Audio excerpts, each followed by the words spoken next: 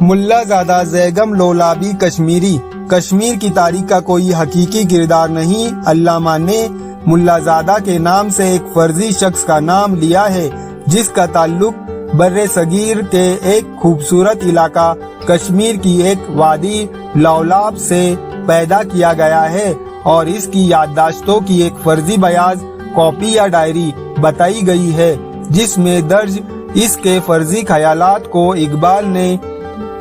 19 نظموں میں قلم بند کیا ہے۔ ان سب کا مقصد کشمیریوں کو کشمیری ہندو راجا کی غلامی سے آزاد ہونے کا یقین کرنے، ان کو آزادی کی قدر و قیمت بتانے اور ان کی سوئی ہوئی صلاحیتوں کو جگانے سے ہے۔ پانی تیرے چشموں کا تڑپتا ہوا سیماب، مرغان سحر تیری فضاؤں میں ہیں بےتاب، اے وادی لولاب۔ اے لولاب کی وادی تو بہت خوبصورت ہے،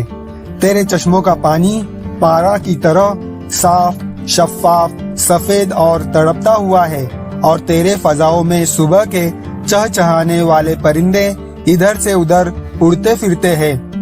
اے کشمیر کی وادی، گر صاحب ہنگامہ نہ ہو منبر و محراب، اگر تیرے مسجدوں کے خطیب اور امام اپنے دلوں میں دین کے لیے صحیح تڑپ اور ولولہ نہیں رکھتی، اور اگر مسجدوں کے ممبروں اور محرابوں سے لوگوں میں آزادی اور جہاد کا ولولہ پیدا کرنے والی آوازیں نہیں اٹھتی، تو پھر ان کے دین کو دین کہنا غلط ہے۔ دین تو صحیح و عمل اور آزادی کا سبق دیتا ہے۔ دین بندہ مومن کے لیے موت ہے یا خواب، اے وادی لولاب۔ اے اللہ اور اس کے رسول صلی اللہ علیہ وسلم پر ایمان رکھنے والے شخص، سمجھ لے کہ جس دین میں یہ باتیں نہیں ہیں وہ دین موت اور خواب کے برابر ہے۔ اے وادی لولاب، خدا کرے تیرے علماء دین میں اور تیرے اماموں اور خطیبوں میں دین کی صحیح سمجھ پیدا ہو جائے، اور انہیں تیرے باشندوں تک اس کے صحیح ابلاغ کا خیال آ جائے۔ اے کشمیر کی وادی، احساس پہ موقوف نواحۂ جگر سوز، ڈھیلے ہوں اگر تار تو بیکار ہے مضراب۔ اس بند میں علامہ نے ساز اور اس کے متعلق علامتوں کے استعمال سے اپنا مفہوم واضح کیا ہے، اور کہتے ہیں کہ اے وادی لولاب کے باشندوں، جس طرح کسی ساز کے ٹوٹے تاروں سے ان کو مضراب سے چھیڑنے کے باوجود جگر کو جلا دینے والے نغمے پیدا نہیں ہوتے، اسی طرح جب تک تم اپنے اندر دین کے لیے صحیح جذبہ اور تڑپ پیدا نہیں کرو گے، دین تم میں کوئی تبدیلی پیدا نہیں کر سکے گا۔ یہ خطاب عام مسلمانوں کے لیے بھی ہو سکتا ہے اور ان کے رہنماؤں خصوصاً عالم اور صوفیہ کے لیے بھی۔ اے کشمیر کی وادی، ملا کی نظر نور فراست سے ہے خالی، اے وادی لولاب، آج تیری شریعت اور طریقت کے عالم برداروں کی حالت ناگفتہ بے ہے۔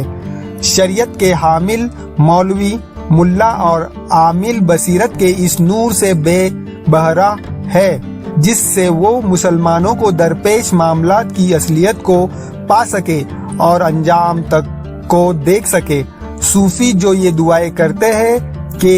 ان کے پاس وجد ان کی شریعت ہے، بے سوز ہے میخانہ صوفی کی مے ناب، اے وادی لولاب۔ اور یہ خالی شراب پی کر آدمی اللہ میں مست اور دوسری مستی سے کنارہ کش ہو جاتا ہے۔ وہ بھی رسم کے صوفی رہ گئے ہیں ان کے شراب کھانے میں۔ اب وہ خالی شراب جس کو پی کر پینے والے کی روح میں حرارت پیدا ہو جائے باقی نہیں رہی۔ اے کشمیر کی وادی، بیدار ہوں دل جس کی فغان سحری سے، مسلمان کو اور مسلمان کے معاشرے کو خالصتاً اللہ کے لیے وقف کر دینے اور اس دنیاوی حرص و ہوش سے آزاد بندے کا کام صرف درویش ہی کرتا ہے۔ وہ جو خود اللہ کے اصول کے تحت زندگی بسر کر رہا ہو اور وہ خود بخود فانی اور باحق باقی ہو، اس کی صحبت کے فیض اور نگاہ کی تاثیر سے دل زندہ ہو جاتے ہیں۔ दिल जिंदा होने से मुराद दिलों की वो जिंदगी नहीं जो उनको हमारे सीनों में धड़का रही है, बल्कि ये एक रूहानी जिंदगी है जो उनको गैर अल्लाह की बातों से खाली करके और बाद में अल्लाह को बसाकर हासिल होती है। मुराद रोशनी के सुबह के वो नाले और वो फरियादें जो वो हर तरफ और हर चीज से मुंह मोड़ कर जिक्र व फिक्र की सूरत में करता है, इसकी सोबत में बैठने वालों पर भी असर अंदाज होती है और उनमें एक किस्म की रूहानी तब्दीली पैदा करके उनमें इंसानियत की और मुसलमानी की सही सिफत